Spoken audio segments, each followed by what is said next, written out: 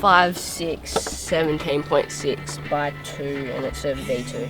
5'7" by 17.75 by 2.13. V2 shortboard, 5'8" by 18.5 and 2 1/4. 5'8" and 19 1/4 by 2 1/4. It's about 26 litres. It's a 5'7" by 17.65 by 2.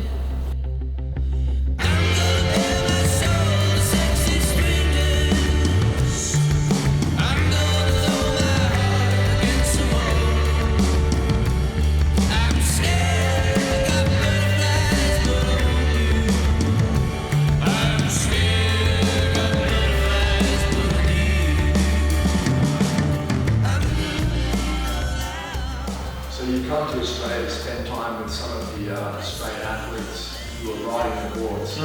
What's the reasoning and the motivation behind doing that and getting there? Well, you got to show your dedication to your athletes, your team riders. Last year I went to 6 events. I'm not going to do that this year, but I think it's great to come to this event because it kicks things off.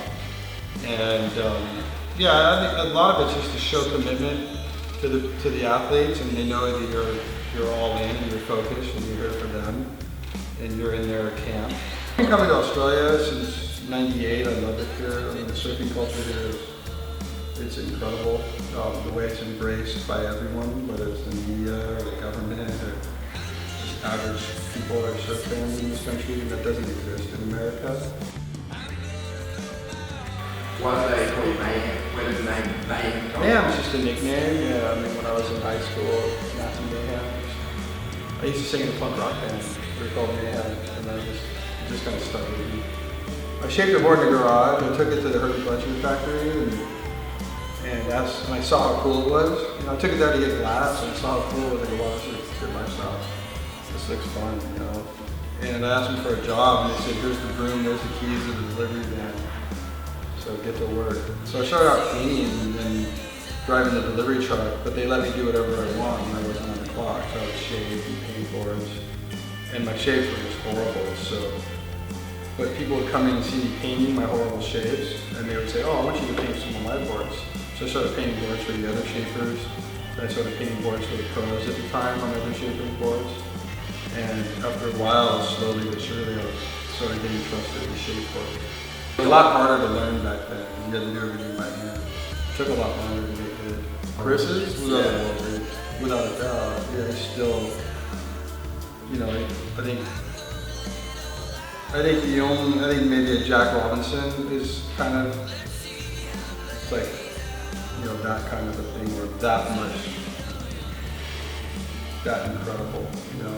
Chris at 14 was surfing a 6 to 8 foot Porto, like casual, like yawning through barrels, and like doing things at 2 foot trestles that no one had really seen. Well, right now, we've actually kind of narrowed our focus. I was a bit scattered, but we had a run 2-3 years ago where we were just making boards for everybody. It was out of control, and I think I got a little sloppy, trying to satisfy and make boards for too many people. Chloe Dino's like my stepson, like a family. Taj, you know, they're my 2 biggest focus.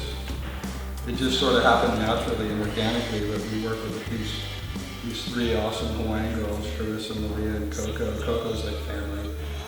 Yeah, the contests are great and everything, and all the people I just mentioned, they're awesome competitors and great surfers. But, you know, so besides, you know, growing up in California, it's like we have a little bit different way of competing, say, like Australia. That's why maybe we're not as consistently good at putting out competitors.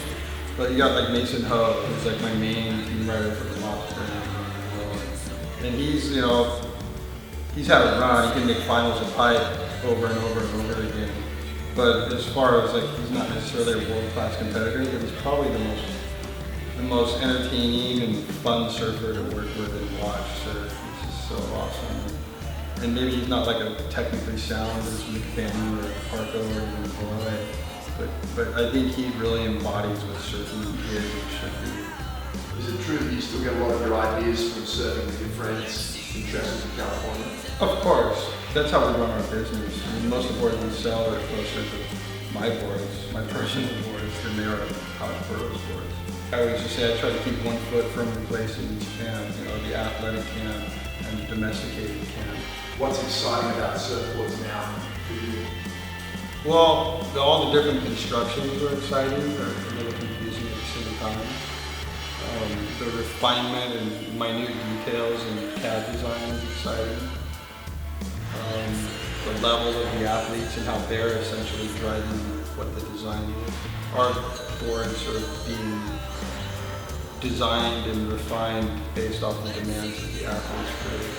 If we can make a board for the best surfers in the world, we should be able to also make boards for the everyday domesticated surfer. But at the same time, we can't be arrogant and just feed them what we're making for the athletes, because it doesn't translate very